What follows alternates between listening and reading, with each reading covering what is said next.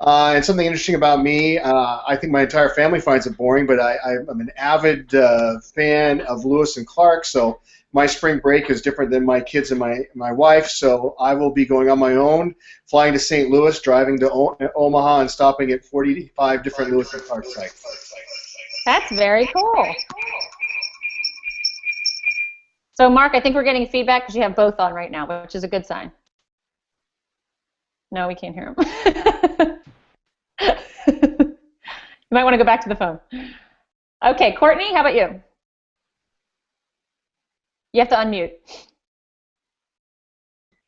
So my name is Courtney Pollock, and I have worked for PCA for almost 9 years. And Kelly, while you were logging back in, I was talking about how I met Tony and Mark through the U.S. lacrosse trainer training before. So I'm located in D.C., holding down the East Coast here with Kelly tonight. And my sport background is I played soccer in college, basketball and soccer in high school. I've never really coached that much, but my fun fact, I guess, would be that I'm a second goal parent now with 2 little boys in the house, so I will be coaching soon. Very nice. Thank you. And just for real quick, so everybody else knows, why are you in on this course?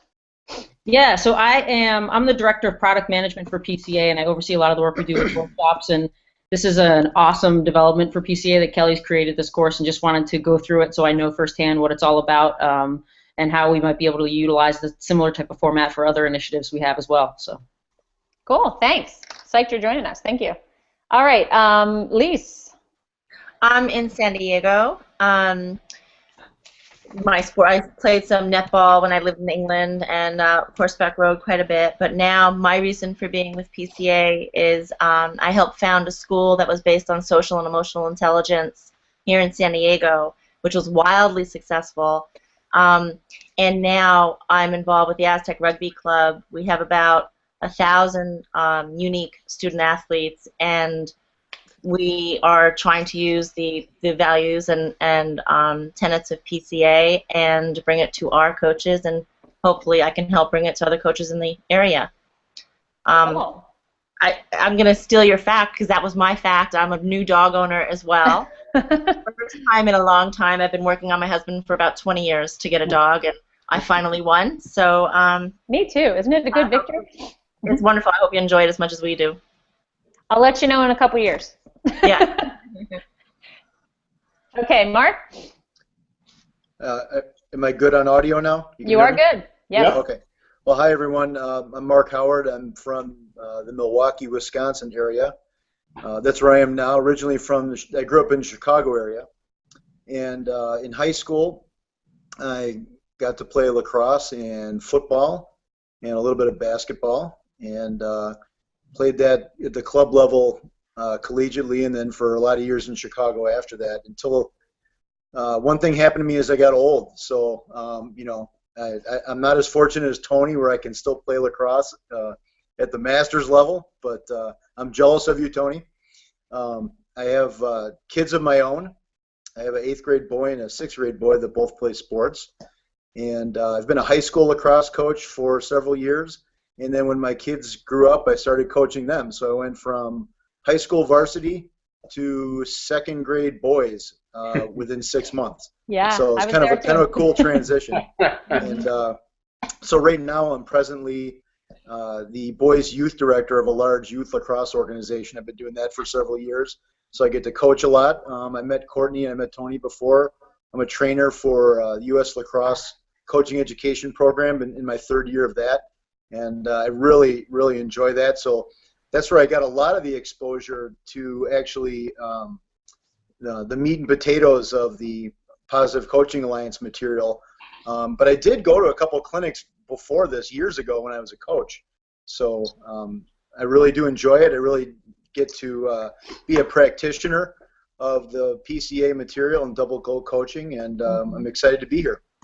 Oh, that's great. Odd fact, too. Yeah. Odd fact. Let me think. I don't have any dogs.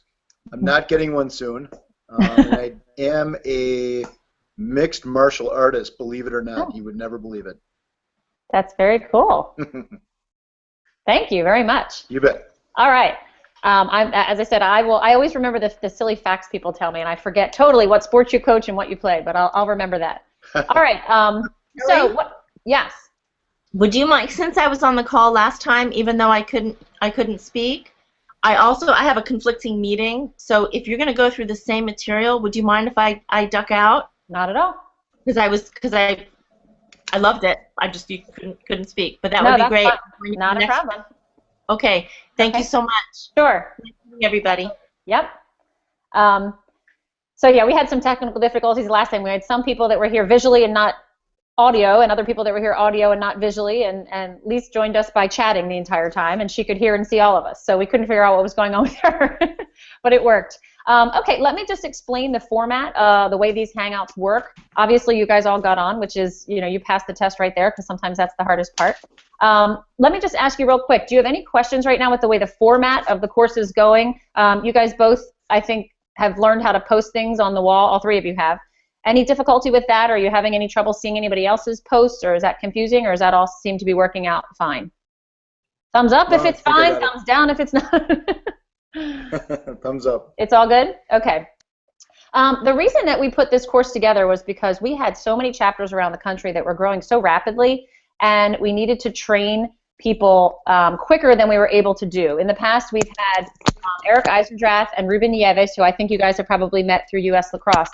We have had them flying around the country running these trainer training weekends, and they were extremely valuable. It was, a full weekend, Friday to Sunday. They would watch a couple mock workshops, sort of like the US Lacrosse training was. They would try some portions of the workshop out and get some feedback, and then at the end of the weekend, you would decide if they were trained or not. Well, what ended up happening was there were many, many, many people who said they were coming, and then they would arrive and they weren't prepared. And at the end of the weekend, it was very difficult to certify people. So what we thought we would do is do this sort of a remote learning course so that you guys could do it over the course of 6 weeks. Because if you're like most of us, if we had to do something this weekend, we would start cramming on Thursday and getting ready to present on Saturday. So this course is set up really for your benefit because we take the content slowly. I really try to draw experiential stories out of you, but it's also a time for you to learn stories from other people. One of the most difficult PCA workshops I had ever done, it was probably my second or third workshop I had ever done, were for a group of 60 high school football coaches. And I walked into the room and they looked at me and went, what does this little lady from the suburbs know about football?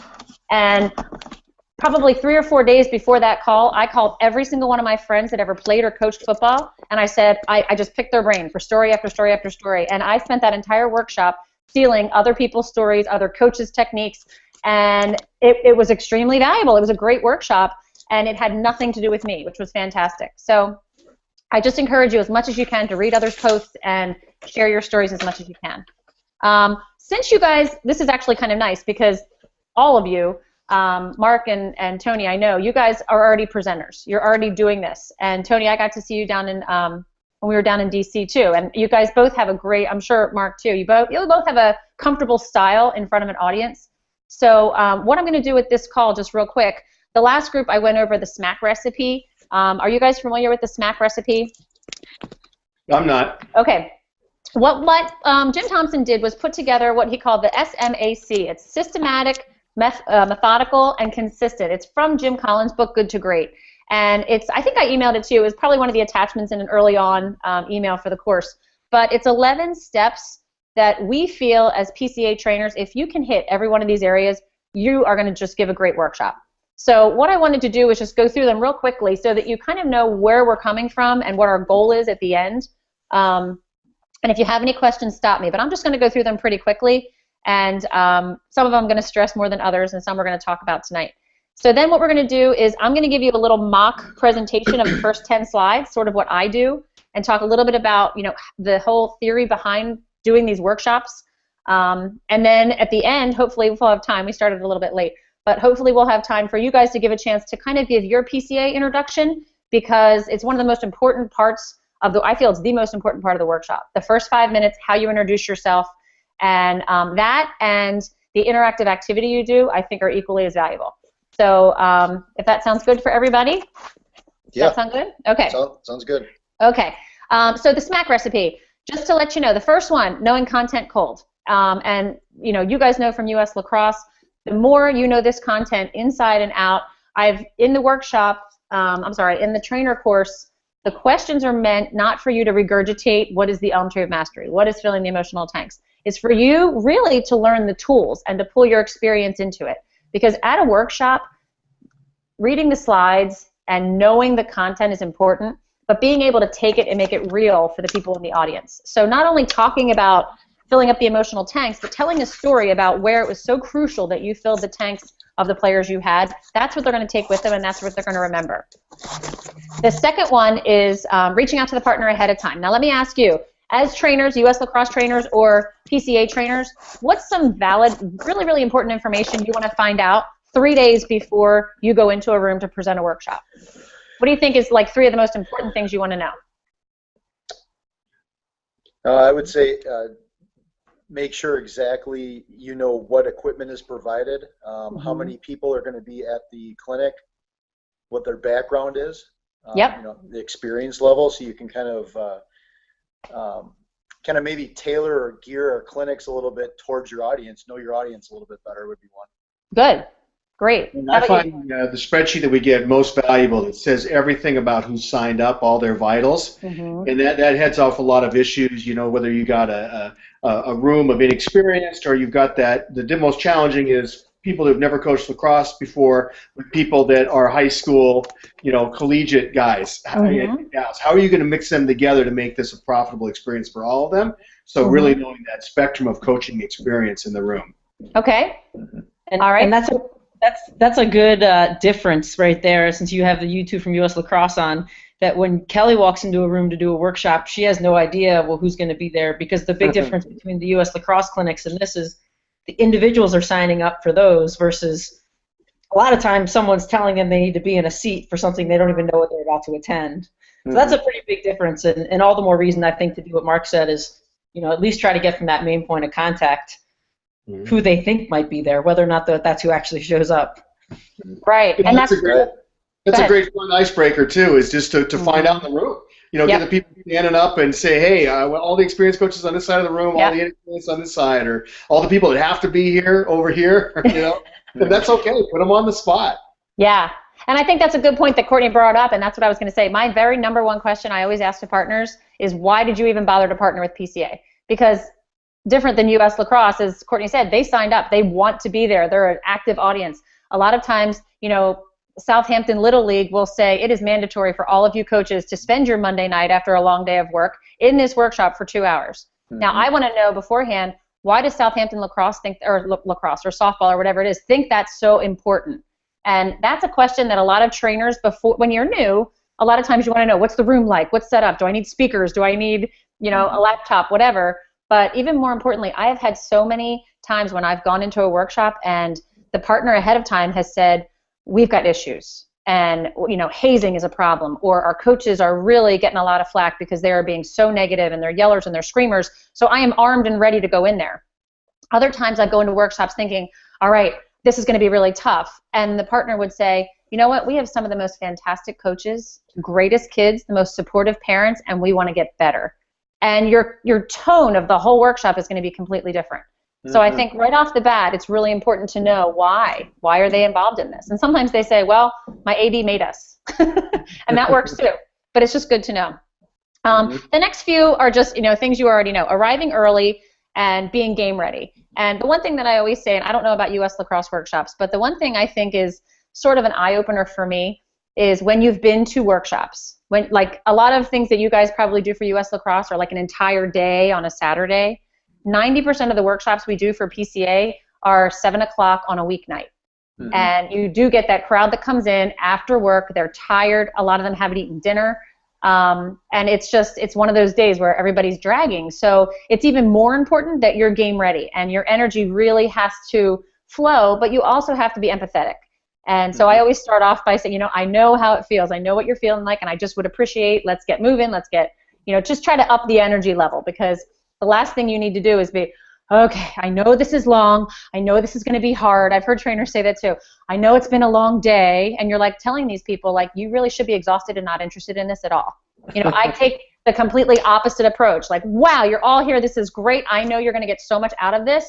So let's get started. Who's in? You know, like, it's almost like you're coaching a game and you've got to rile your team up, or Right. you're going to be pulling teeth to try to get anything out of them. So that's where I think of game ready, which is the number 4 recipe for a great workshop, I think is so important. Number 5 is what we're going to talk about today. Start with a bang. Take a guess how many minutes it takes to lose an audience in any type of a live presentation.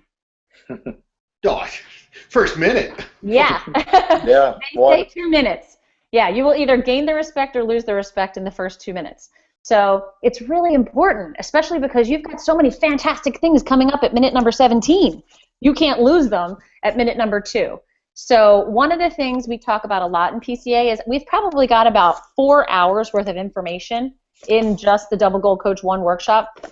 And you as experienced coaches probably have about 17 hours worth of stories you could tell them that have to do with each one of these workshops, each one of these principles. So knowing your audience is really important because you've got to get your stories sharp and you've got to be able to hone them, but you also need to know how to balance getting them to share their stories too. And it's tough. It's a fine line. I mean, I'm a talker. A lot of you guys are probably, could talk for hours, but you've got to make the audience feel like they own it and it's theirs too. So that's really important. That goes along with number 6, which is involving and validating the participants. This is just more public speaking skills, but getting the audience not only engaged but involved. I've had a lot of trainers that have said, okay, I'm great at getting the audience to participate. So if I'm giving this workshop and I say, okay, can somebody tell me about the greatest coach you ever had? Can I get a show? Somebody raise their hand and tell me about the greatest coach you ever had. One of you 3 here. Somebody raise your hand. Oh, you're asking. I'm asking. Okay. Okay, Tony, now freeze right there.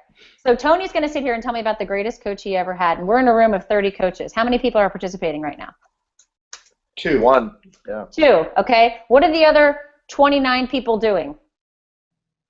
Nothing. Nothing. They're saying, phew, thank God she didn't call on me. I'm going back to sleep. So it's something, hold on, Pat's trying to get in here. All right, he's trying to call in and he's on the wrong place. Sorry. Can you guys hear that? Mm-hmm. I hear it beeping. All right, hold on.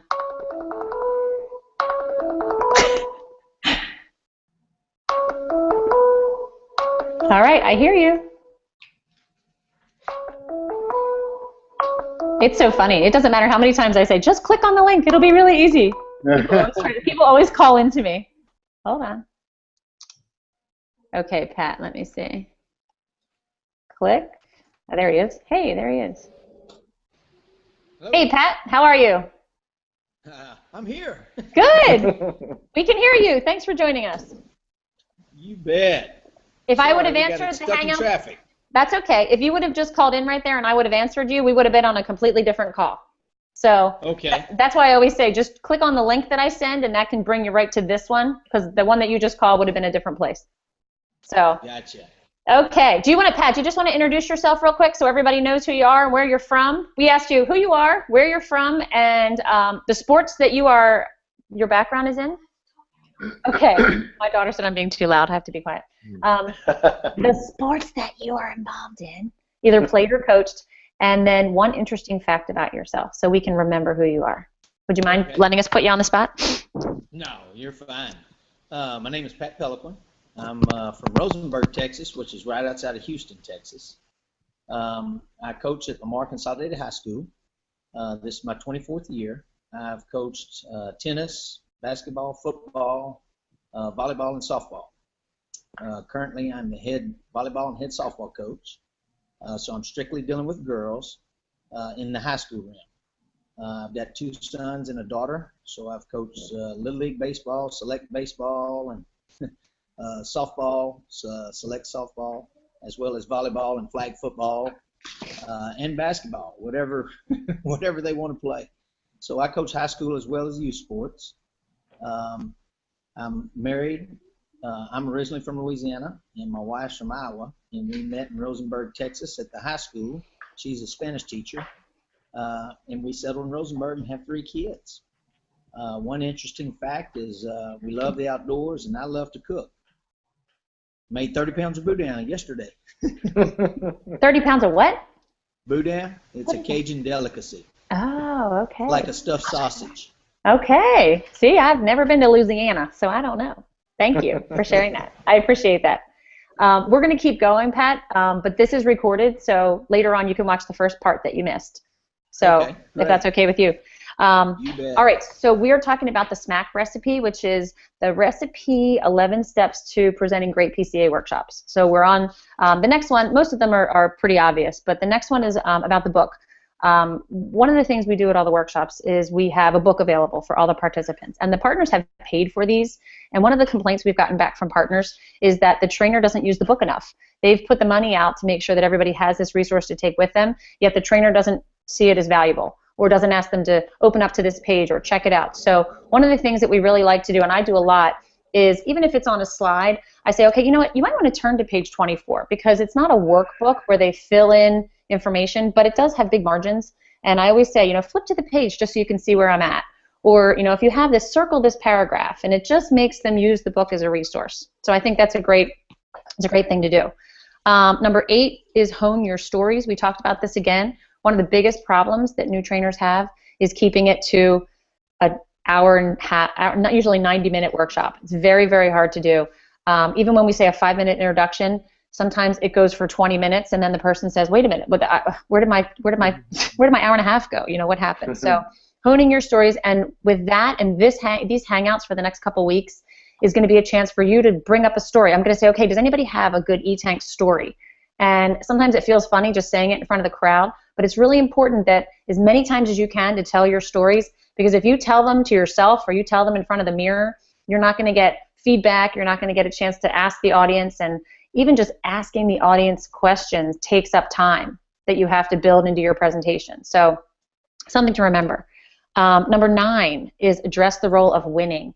This is what separates us as PCA from any other good sportsmanship character workshop that they will go to. Positive Coaching Alliance is character-based education. However, it's also performance-driven. So it's based on research, but we're all about winning and we're all about getting the most performance out of the athletes. So when people come into a PCA workshop, sometimes what they think of is, oh, positive, everybody gets a trophy, everybody's a winner, everybody's positive. And I want to slice that right away. And you know what? We're all about competition. We're all about winning, but it's about winning the right way. And I think sometimes if you go in with an attitude of, let's all be positive, you know, you're going to turn off people right away. If you're in a room full of competitive coaches, they want to hear that in the next 2 hours, you're going to have tools that you're going to walk out of this workshop and be able to use tomorrow. And that athlete that you have been banging your head against the wall on the way home from practice because that kid has so much potential and he's not using it, I'm going to give you some tools to get through to that kid so that you're going to get the most out of him, and he's going to work his butt off, and he's going to come back and thank you someday. The kid that snubs you after practice is going to come back and thank you. You know, something like that to get the coaches to go, okay, yeah, I'm in, sold, let's do it. And so that's kind of what we're talking about in the role of winning. Ending early, and I do this for the Hangouts too, even if I have to talk a million miles an hour, I stop everything 5 minutes early. And that's another question to ask the partner when you get there. We get an email sent to us 3 days before the workshops that tell us the time frame. The workshop starts at 10 and it's over at 11:40. That is never true. I find sometimes it is, but a lot of times I'll go in and say, okay, I'm stopping at 11:15, right? And they're like, no, everybody's got to be out of here by 10:30. So you've got to learn to be a little bit flexible, because the partner originally, when they book the workshop, they will set it up for an hour-and-a-half time block. But then when they're in the elementary school gym, they say, oh, well, the janitors have to close up the gym in an hour. So just make sure you put it all out there how much time you have. And then the last one is just making sure that sign-in sheets, which we're going to talk about, and evaluation sheets. We do evaluations at the end of every workshop, and I think they're extremely valuable. I look at every single one of them. The evaluation page is in the back of the book, and it has, you know, numbers 1 through 5, how they think the workshop was, but the last 2 are the best part of the workshop and a way to improve the workshop. And I have changed my workshops day to day. I did 2 workshops back-to-back just on Tuesday this week, 2 athlete workshops, and the best part of the workshop was it was one of the stories that I told, and I was actually going to skip it for the next workshop because I thought, no, that story's a little long. And it was one of my, I have a story about Kobe Bryant that I actually got to meet Kobe Bryant, and it's kind of a cheesy story. Well, I had like 10 kids write that they love my story. So I was like, oh my gosh, I have to say that, you know, so really important to get feedback all the time. All right, questions on the SMaC recipe? Oh, that's good stuff. Okay, any of you guys that are presenters already, do you think there's anything that we might have missed on there that you think is really crucial before you go in to do a presentation or a workshop or anything like that? No, I just said the key one is just keep it short because we're the same thing at USL. You're really putting 12 hours of information into a 6-hour workshop. You just got to keep being a taskmaster and pushing through. Yeah, absolutely. The one thing that before I go into kind of presenting my workshop too, and this is something that I think is so important. Eric Eisendrath, one of our other trainers, he always says, "You are the magic in the room," and he uses that phrase a lot. But I think it has so much more power than you realize. I have watched, I don't know, probably 30 different PCA trainers present the Double Goal Coach 1 workshop, and no two have been alike. And the best workshops that I've seen are the ones where the people are so genuine to who they are. Because I have watched, even Ruben and Eric and myself, we're the lead training team. If you watch the three of us present the same workshop, they would be completely different.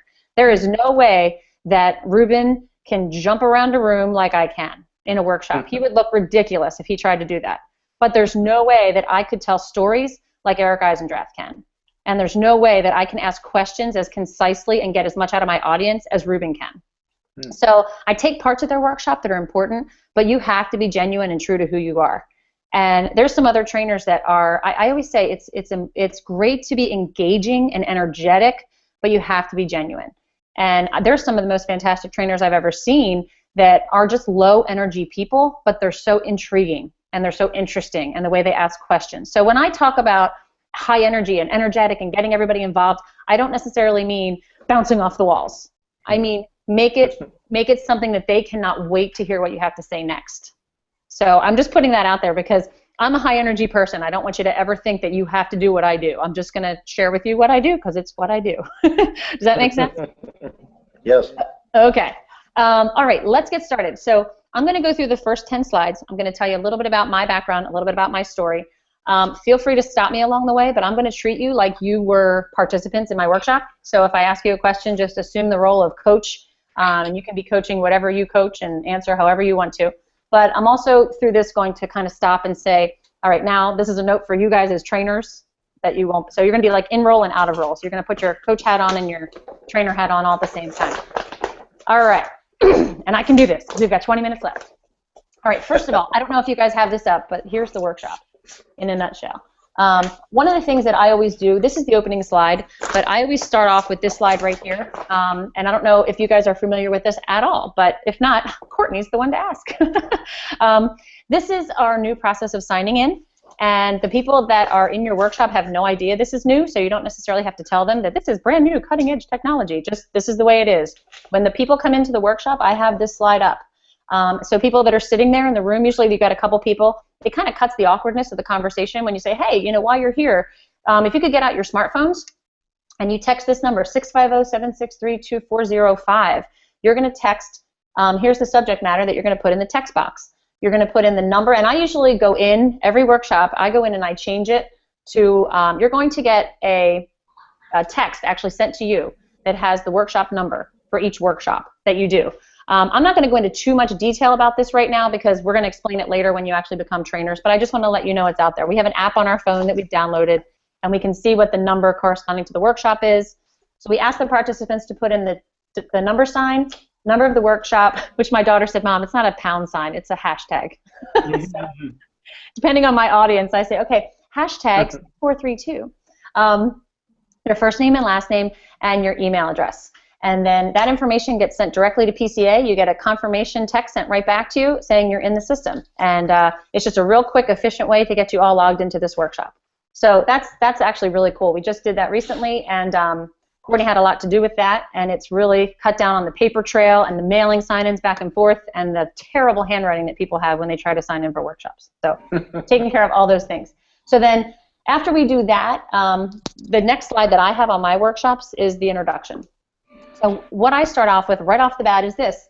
So how many of you were asked to come here tonight and it was voluntary?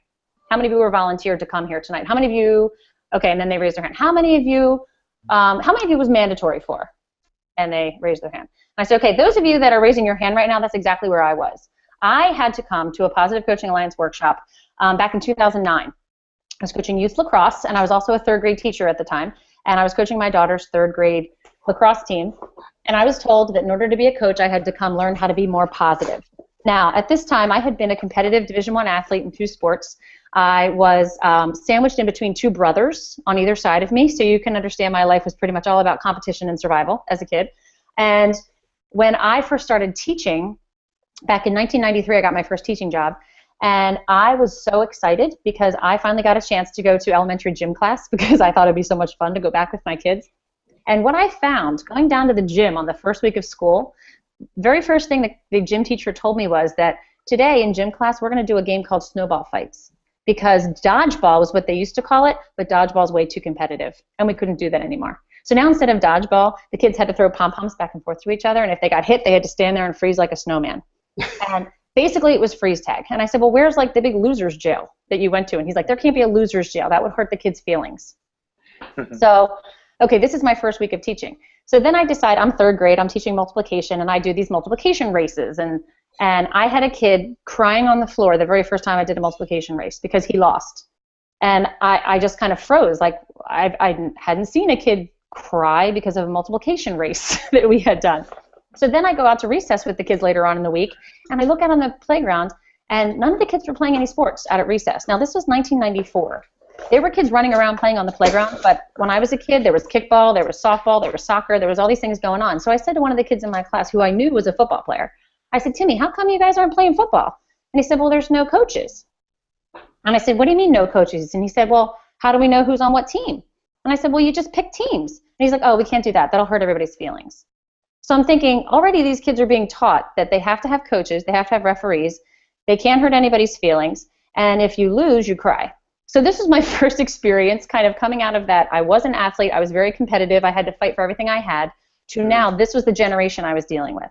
So when I was told that I had to give up a weeknight and come listen to how to be more positive, I sat there with my arms crossed and said, this is the last thing I want to hear.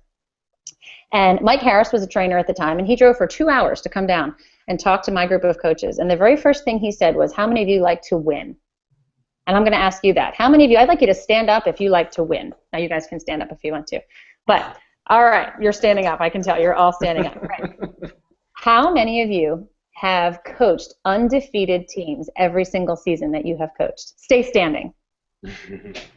Anybody still up? Okay, nope. So obviously there has something that has given you, something in you has said, even if I lose repeatedly, there's something that makes it worth coming back year after year, day after day to practice and coach. There's something in me that makes me do that.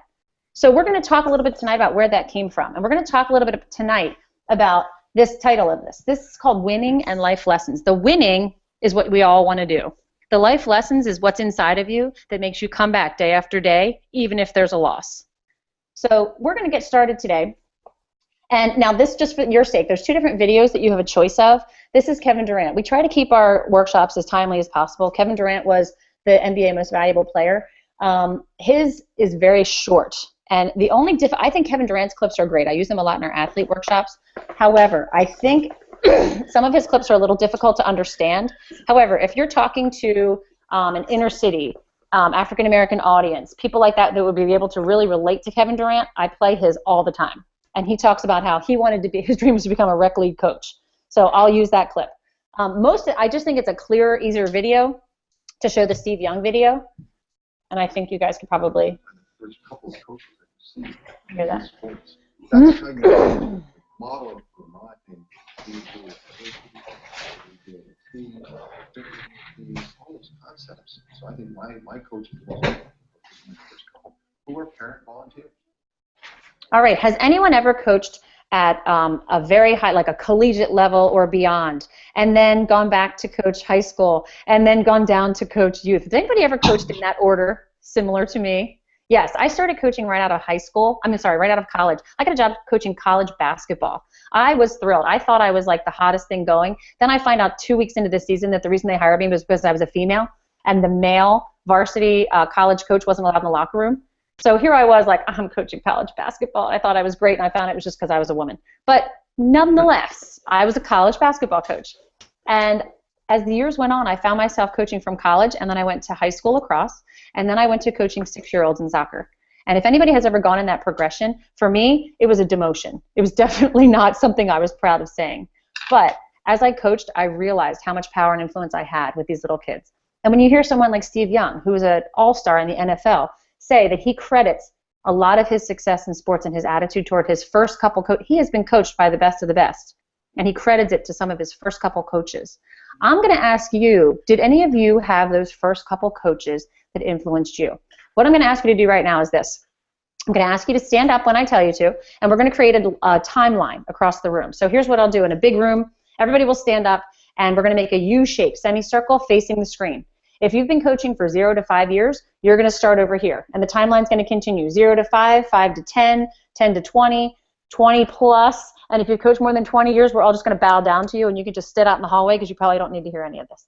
So I always joke about that. So then, when I ask you to, you're going to stand up, you're going to get in your timeline. This means you're going to have to talk to somebody next to you to find out how many years they've been coaching and tell them their name, and then you're going to answer this question. Who is the most influential coach you ever had in your life, and why? And I'm only going to give you about 2 minutes to do this. So you're going to have to do it quickly, and you're going to have to get in a line, and we're going to see if the less experienced coaches or the more experienced coaches can follow directions and do it quicker. I'll be watching. Ready? Go. So then, people have 2 minutes. They spread around the room. It's amazing how competitive adults are, especially coaches. And I see them like looking over their shoulders to say, oh, you know, they get excited. Like when the older experienced coaches are still scrambling around in line, and you've got these coaches that have been coaching like 0 to 10 years, and they're all in this perfectly straight line and doing what they're supposed to do. It always cracks me up.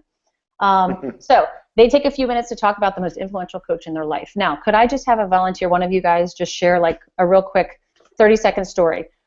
Who is the most influential coach in your life? Actually, before you do this, one of the things that I always say at every workshop is, throughout this workshop, we're not teaching you how to coach. I'm not going to teach you the X's and O's of how to coach your sport at all. What I'm going to be sharing with you is research based on sports psychology, based on the best practices of coaches, and I'm going to give you tools that you can walk out of here and use today or tomorrow with your team. So just in that quick exercise that we just did, what I'm going to ask you to do is not share your story that you told your partner, but one of the skills I think is really valuable for young players is to learn how to listen to each other and how to listen to their teammates, a great communication skill. So I'm going to ask one of you to share the story that you heard. Someone that your partner said to you was the most influential coach. Can I have a volunteer to share that with me? And so the coaches will, you know, a lot of times it's a lot easier to get a volunteer when they're not tooting their own horn. They'll share somebody else's story. So if you say, can you share your own story, especially at 7 o'clock or 8 o'clock at night, you'll get crickets. But if I say, could you share a great story you heard about someone else, I usually get 10 volunteers. So it's a great way, too, to get the audience to share more. So could I have one of you just share a quick story? Sure. So I'll be pretending to share my partner's story? Yes. Or yours. You can share yours. That's fine. Yeah. So Ed Cowell's a man I'll never forget. The reason he was such a great coach is because he was relational. He really cared about us. And that just came out in the way he behaved, acted, and everything he did in his life because he cared about us. Okay. Thanks, Tony. Can you give me a specific example of something you remember from when he coached you that showed that he cared? We did something fun every practice. It didn't matter if it was the practice at football, practice after losing. He made sure that we did something fun at practice. He was not the grind you up football coach. He always found a way to do something fun at every practice. And why do you think that was so important? Because why are you playing? You know, what reason are we out here? We're out here to have fun. When it becomes no fun, then why are we out here? And you can really tell that in him. He made sure that he was going to have fun at practice, we were going to have fun at practice, no matter what the circumstances. Great. Thanks for sharing, Tony. I appreciate that. So then I would probably get 2 more people. Depending on time, I would get 2 more people. Usually I get 3 to share. Tony gave a great example of this coach. If you had to say one word, guys, about how that coach that Tony was just talking about, how did he want to be remembered? What would be the word that sticks out in your mind? Someone that liked to do what? Cared about people. Cared about people, yep, and had fun. Cared about people and had fun. Well, someday all of you guys, unfortunately, might stop coaching. It could be 2 years from now, it could be 10 years from now, it could be 25 years from now. And at some point, the kids that you coach are going to be coaching as well because you've had a huge influence on them. And one of the things I was asked to do at a PCA workshop was to think about how I want to be remembered, and no one had ever asked me that question before. And so you're going to find, and what I do, if you have time, and I get my kids to do this sometimes, I'll show up before a workshop and I'll put sticky notes on every single person's book. It doesn't take much time at all to go through 30 books and just put a sticky note on. I'll say, like, on the back of your book, you're going to find a sticky note. What I'm going to do is on that sticky note, ask you to write down a sentence. How do you want to be remembered as a coach? Tony's coach might say, I want to be remembered as someone that cares about the kids and likes to have fun. So I'm going to ask all of you to do that right now. So it literally takes about 30 seconds. They write this on the sticky note. What I'm going to ask you to do is take that sticky note and put it somewhere that you will see it before and after every practice that you coach. I'm going to ask you to put it on your dashboard of your car. I'm going to ask you to put it on the clipboard, wherever you think is most important, because on those days that you have planned the most incredible practice ever, you've got every minute planned perfectly, and those kids are showing up to the field, and you're going to be like the best coach ever, like coach of the year. I've had practices where I've had planned down to the minute. After practice, I've sat in the parking lot and went, what in the world happened there? The kids were not focused. They didn't do anything I asked them to do. And I sat there and thought, that was anybody relating to me here? Yeah, yep. I see some heads. Okay. What I realized on those days is I was looking at my card, watching all these kids walk by and get in their car with their parents, and I was getting mad at who? Who do you think I was getting mad at as they were walking by? I was getting mad at the kids, and I was getting mad at the parents, because I'm watching them going, that parent's not doing a good job, that kid wasn't respectful, it wasn't listening. And then I looked down at my sticky note that was either on my clipboard or on my dashboard, and I said to myself, you know what? It said that I like to have fun, and I like the kids to leave practice as a better person than when they showed up, and I was not being that person today. I wasn't being that coach that brought that out in them. So what I learned, which was a huge wake-up call for me, was the way that I was coaching was either bringing out the best in my kids or not. Was I mentoring these kids or was I tormenting these kids? And it made a big difference the way I coached. That's why I'm here today, because what I learned at this 2-hour workshop changed the way I coached, and it changed the way I raised my kids. It changed the way I became a teacher. And I think this is really valuable stuff. So we're going to move on from there. I'm going to stop right there for a second. That's my intro. It went a little bit longer because I was stopping in between, but that's my passion story. That's my hooking story. That's how I get you in. That's how I get you to want to listen. And you know what? It might not be for everybody. What I want to ask you guys is, what part of my story did you connect with, or did you like, or made you want to hear the rest of the presentation? Yeah, I like your connection to the fact that sometimes we are, we get a coaching job that we think is one thing, but it's another, right? And you had a coaching job where you had one thing, but it was truly another. But now it's your choice. I have the same situation here with my daughters in the school play. One of them didn't get a role she wanted, but she got another role. And my wife and I got in a bit of squabble with this, but just talking about you is that you need to show the director that they were wrong. And that means pour all your energy into being the best performer you can be for that role. You were given the job that no one wanted you to coach, but you had a decision to make. Do I just show up and do nothing, or do I become the best coach I can possibly be, despite what they think they want me to do? Okay, so that's how I connected with you. You related to that story. All right, what's another part that you can? Anybody else connect to a different part of my story? Kelly, I heard you do that story the other day about the competitive and your first third grade teaching, and I mean, to me that, it's like not only does that point out a problem that's going on in youth sports and with kids, but it also talks about how you really buy into being competitive, and so that hooks you at the beginning. Okay. All right, Mark or Pat, is there a part you connected with? Yeah, Kelly, I think your whole introduction, if I was in the audience listening to that, it seems to me like there'd be something in there that I could connect and relate to you with. And so I think that all of your stories from college to high school to youth and to parenting your kids and coaching them and the stories, I think that'd be easy for someone in the crowd to say, hey, you know what? She's a lot like me. We're in this together type thing. So. All right. And that's what I would say.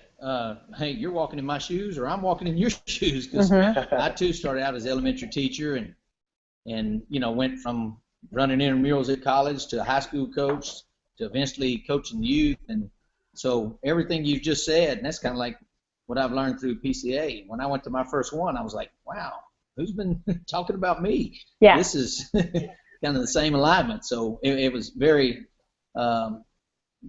felt like I know what's going on, because I can relate to you. I've been there, done that. Okay, thanks. My point is that, that's my story. That works for me. But the four of you are from completely different parts of the country and completely different backgrounds. And there was a little part of my story that each one of you could relate to. And the connection that you would make at a workshop in the first 5 minutes, as I said, that can make or break it. So it's important. I hit the competitive, I hit, society's problem, but I didn't get up there and say, kids are so lazy, they're so wimpy, they don't work anymore. You make it into a story that works for you based on my experience. And I can just tell, but while I was talking, you guys were like shaking your heads. That validates for me, yeah, I'm with you, I got it. So that connection is one of the most important parts to a workshop. If at any point through a workshop you're not seeing at least half the room shaking their heads, switch gears and change your, do something else because they're losing you somehow. This is just presentation interaction, because I don't know how many of you have been at workshops where the person is just droning on and everybody's like losing them and they just keep going and going and going. We want to change. I always say every 5 minutes there should be a change of energies. I don't care what it is. I don't care if you were talking fast and now you have to go slow, if you were talking serious and you have to talk about funny, if people are sitting in their seats and they have to stand up, if they were talking to a partner, now they have to get with a group, if they were with the group and now they have to sit by themselves and write.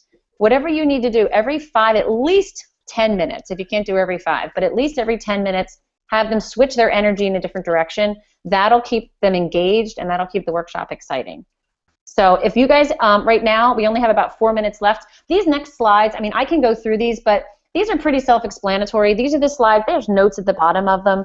I don't have any spectacular stories other than talking about, we're a nonprofit, we're expanding. It's really cool for people to see the big picture, because if they're sitting in Seattle at their youth soccer association, they might think, well, I'm the only one, this guy Tony's coming in and talking to me about Seattle. But when they see that it's all over the country, they're like, wow, that's pretty cool. I always tell them, too, that our goal is to impact 20 million athletes by 2020. And that's just a quick, easy number to keep in your head. At any given moment, I've been doing this for 6 years, and the numbers keep changing as to how many partners we have and how many kids we've impacted. So I just say, you know what? Do you think we've got a long way to go by 2020? We've probably hit about 4 million right now. We've got a long way to go. So, and I always say, too, that you don't see PCA commercials during the Super Bowl. We're a nonprofit, and we are spreading because the message is working. Teams are winning more, and they're winning the right way, and word of mouth is helping us spread. So, again, the partners, especially you guys that are U.S. Lacrosse, it's mandatory. PCA is now part with U.S. Lacrosse. It's also partnered with AAU. So these national partnerships, you can pick Courtney's brain all you want about them, but this is a great time to put in a plug for these national partnerships. Courtney, do you have anything to add to that screen? Okay. And then I always talk about the fact that we are an alliance. It's not called the Positive Coaching Team. It's not called the Positive Coaching Coach. It's not called How to Be a Positive Coach. It's called Positive Coaching Alliance because we're an alliance of coaches, athletes, players, and sports psychologists together. Phil Jackson's our national spokesperson. Why? He's the best of the best. Why not get the best to spread the word? So it's pretty awesome there. And then, Kim Everest, she's in some of the slides. We put her in there because she's been given the Double Gold Coach of the Year award. So it's a nice plug to say that we offer honor coaches just like yourselves that are, we feel are doing a great job and you've been nominated for this award.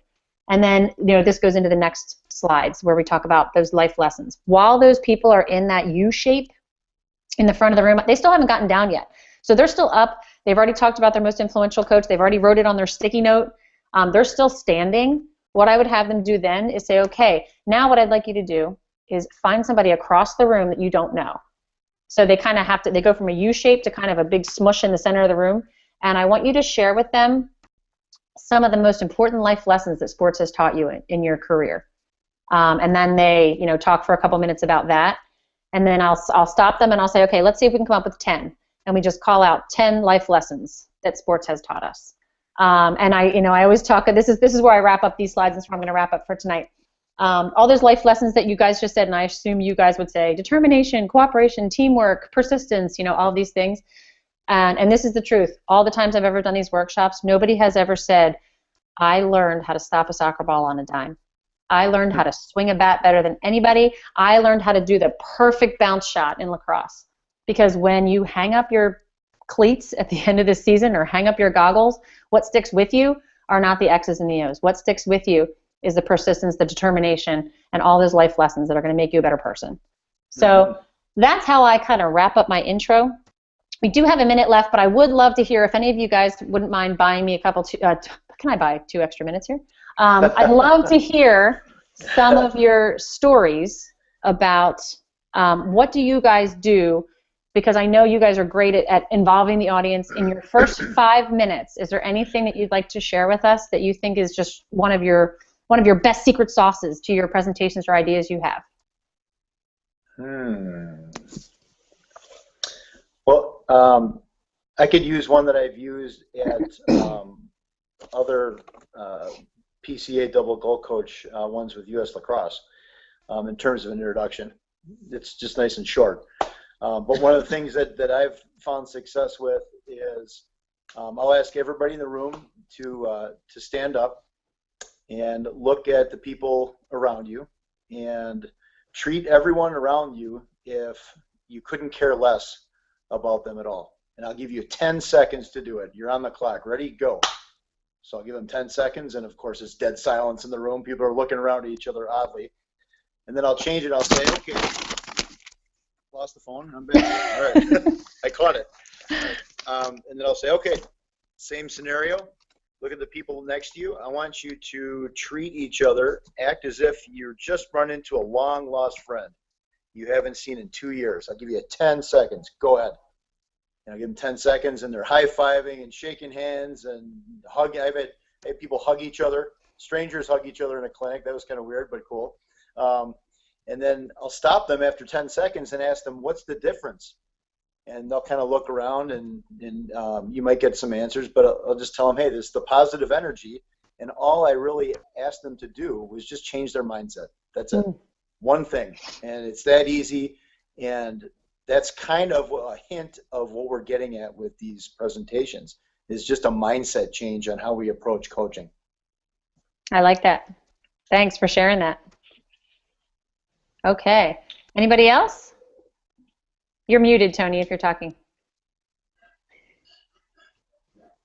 I witnessed Mark do that when we did a clinic together, and it's just powerful. You know, it's powerful to get that energy. Especially what I like is it gets the room very energetic. I think we did that at the U.S. Lacrosse training. Kevin Green did that when he did that. It was fun. That was great.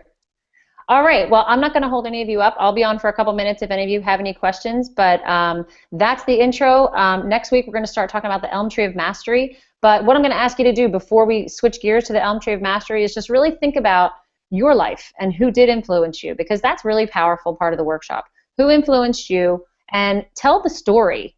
Tell the group out there who it was, whether it was a story of how you were coached. You know, I brought up my elementary teaching, but depending on what the workshop is, I mean, I have a great story about the best coach I ever had. I have a great story about the worst coach I ever had. So it's always just good to keep those, you know, in mind. I've actually done this and shared with everyone else, and I've had somebody in the audience say, Kelly, who was your best coach? Who was your most influential coach?